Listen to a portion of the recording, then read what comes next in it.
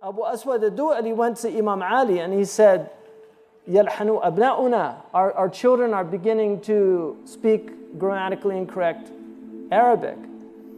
And Sayyidina Ali says, دَوَّن لَهُمْ الْعَرَبِيَّةَ وَابْدَأْ هُنَا العربية تنقسم إلى اسم وفعل وحرف فنحو هذا النحو. So Sayyidina Ali said to him, write down the rules of Arabic for them. And he said, and start here. Arabic's divided into 3 types of words. Nouns, and ism is more, it's any substantive, like it includes adjectives, and so ism is not a noun per se in Arabic. It includes pronouns and nouns and adjectives. And then he said fi'lun, which is a verb, and then harfun, which is the articles, the prepositions. And then he said, and go this way. فَنْحُ هَذَا النَّحْوُ. So that's where we got the word nahu, grammar, from Sayyidina Ali. So that begins grammar. So they learned grammar, and grammar enabled the Ajam, and the Ajam actually surpassed the Arabs. They actually become the carriers of the Arabic language. You look at all the great grammarians, they were all Persians.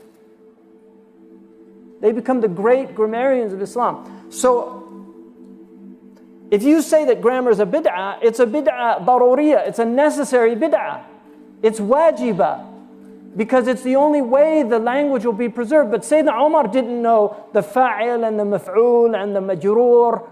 He didn't know these things. He didn't know an-nasbu bil-qat'i, bin-naz' al-khafid. He didn't know any of these terms, but he knew the language, and he spoke perfect Arabic, and he could understand the Quran. He knew when Allah says la ilaha, and the la there is nafi lil jins, and that's why ilaha is mansub. He knew what that meant.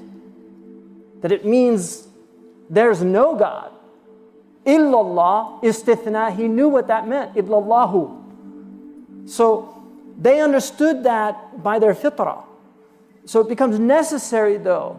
And in the same way, the tazkiyah of the Sahaba was bil fitrah.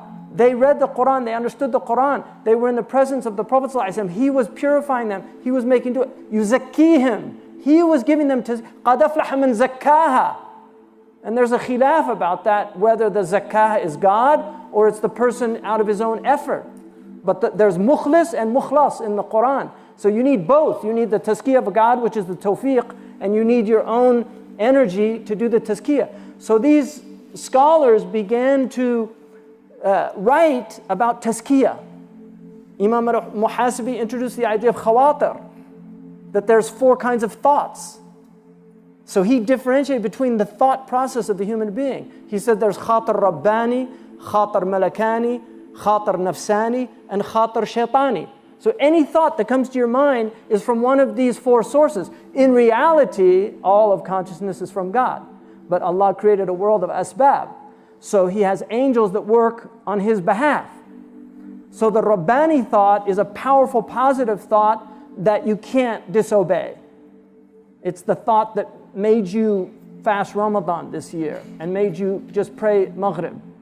These are the Rabbani thoughts that come, that you can't disobey them. The Malakani is the one that got you to do the Sunnah after the... It's a lighter. It's something you could take it or leave it, but it's better to take it. The Nafsani is the one that told you, I'm tired, I'm not going to do the Sunnah now. And then the Shaitani was the one that stopped people from praying at all out there.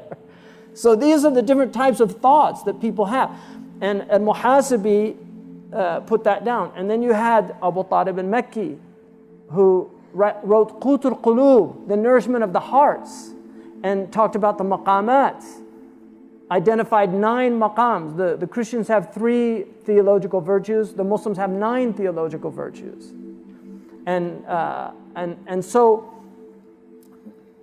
Imam al-Ghazali, he began to read these books and he was deeply distressed, because what he was realizing was all of the things that they were talking about that were negative, he could see in himself. And so this is the beginning of his crises. But but he was also a very prestigious scholar. He's 38, he's at the 40, I mean, that's the peak. The irhasat of the Prophet began at about 38. And that's really when the human being, Aristotle said 49 is the peak. He was 49 at the time he said it, right? But in our tradition, 40 is the peak. I mean, that's really at the point where you're at the peak because you've got the quwwah of the youth and the wisdom of age. And so that is really, and then some will say 50, that's, and some will say 60, that the Shaykhuha begins at 60. But he was at the peak of his career, intellectually, financially, socially. Kings wanted his company. All of the ulama admitted that he was the best scholar of the time. He could win any argument. He literally could beat anybody in dialectic because he'd studied jadal to an extreme degree. So he knew all the ways to argue. He was very arrogant by his own admission.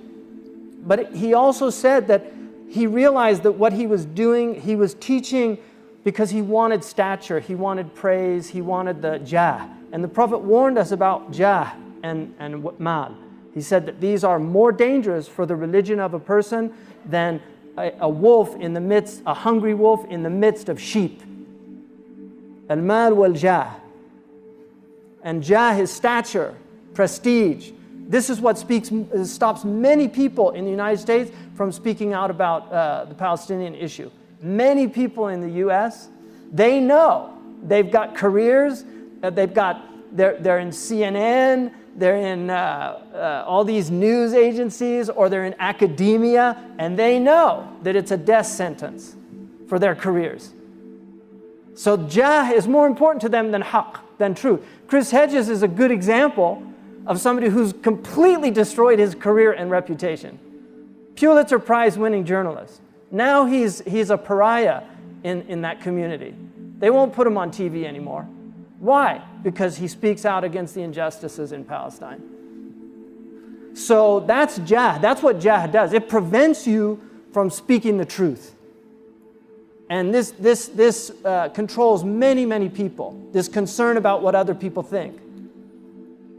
So I was telling one of my sons that he shouldn't care about what other people think. And he quoted to me David Foster Wallace, who said, "You'll stop worrying about what other people think about you when you realize how little they do think about you."